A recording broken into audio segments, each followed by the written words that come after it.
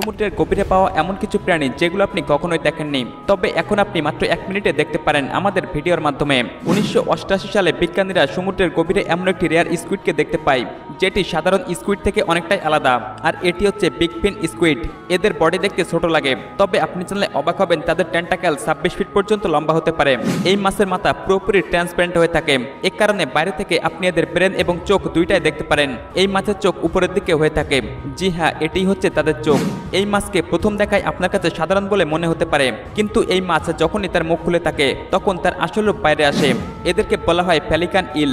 এই মাছের মুখ তাদের বডি থেকেও বড় হয়ে থাকে, আর এই মুখের সাহায্যে তারা একবারে তার থেকেও বড় মাছকে খেয়ে ফেলতে পারে। সমুদ্রের নিচে এক্সপ্লোর করার সময় স্কুবা ডাইভাররা এমন কিছু দেখতে পায় যা দেখে তাদের চোখ কপালে উঠে যায়, কারণ এটি কোনো সিম্পল বাবেল নয়, এটি হচ্ছে স্কুইড মাছের হাজারো ডিম, যেগুলো বড় একটি ট্রান্সপারেন্ট ক্যাপসুলের ভিতরে ভাসছে।